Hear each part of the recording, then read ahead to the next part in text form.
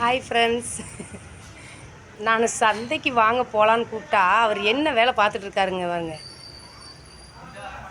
என்னமோ மருமக வந்து புதுசாக கண்ணாடி பார்க்குற மாதிரி அந்த வீட்டில் இருக்கிற கண்ணாடியே கொண்டு வந்தோம் இந்த வீட்டில் வைக்கிறதுக்கு. அது கொண்டு வரதுக்கு முன்னாடி அத்தனை தடவை துடைக்கிறாரு. ஏன் 500 போட்டு ஒரு கண்ணாடி வாங்கலாம்ல? ஏங்க? ஆமாம், எனக்கே மொபைல் இப்போ தான் வாங்கி கொடுத்துருக்காங்க. கண்ணாடியில் காசு போட்டு வாங்குவாங்களா? இதுவா, நான் கல்யாணம் ஆகி அதுக்கு முன்னாடி மட்டும் என்ன இந்த மாதிரி செல்லு இருந்துச்சா இல்லையா? பட்டன் செல்லு கல்யாணம் ஆனதுக்கு அப்புறம் தான் வாங்கி கொடுத்தாங்க. அப்புறம் பார்த்தீங்கன்னா 22 வருஷமாக அதுதான், அந்த சின்ன செல்லு தான் வச்சுருப்பேன். எனக்கும் ஆசையெல்லாம் இருந்துச்சு, வீடியோ போடுவேன் வீட்டுக்கார செல்லில். வீடியோ போட்டேன்னா ஃப்ரெண்ட்ஸ், அப்புறம் அது வியூவர்ஸ் எத்தனை போயிருக்குன்னு ஆசையாக பார்க்குவேன்.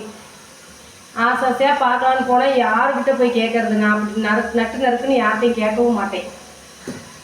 அதாவது ரொம்ப பழக்கமான பிள்ளைங்க, பக்கத்தில் வேலை பார்க்குற பிள்ளைகிட்ட, நாகஜோதி கொடுக்கல, உன் செல்ல கொடுக்கல, நான் என் வீடியோ பார்த்துட்டு தர்றேன் அப்படின்னு சொல்லி வாங்குவேன்.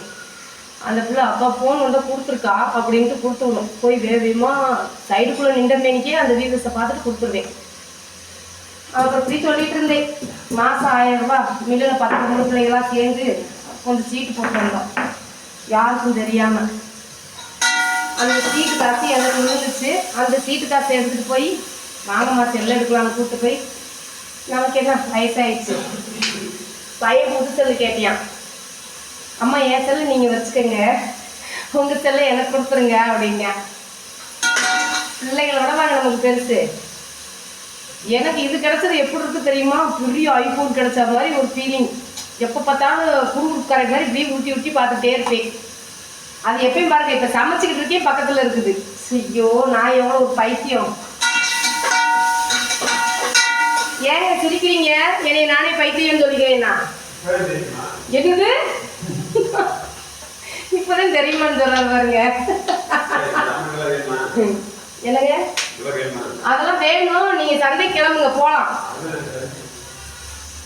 ஆமாம் ஃப்ரெண்ட்ஸ், இன்னைக்கு எங்கள் வீட்டில் பருப்பு சாதம், வாழைக்காய் உருளைக்கிழங்கு சாம்பார், இந்த பூசணிக்காய் பொரியல். கூட்டு வைக்க மாட்டேன், பொரிச்சேன். சூப்பராக இருக்கும். லைட்டாக கொஞ்சம் சக்கரை போட்டு பொரிச்சா சூப்பராக இருக்கும். எல்லாம் ரெடி பண்ணி வச்சிருக்கேன். நான் சமைக்கிறதுக்குள்ள அவர் குளிச்சுட்டு சாமி விட்டு கிளம்புனா தானே போக முடியும். என்னது நைட் 10 மணிக்கு குளிச்சுட்டு சாமி விட்டுங்களா? என்ன சாத்துவீங்க?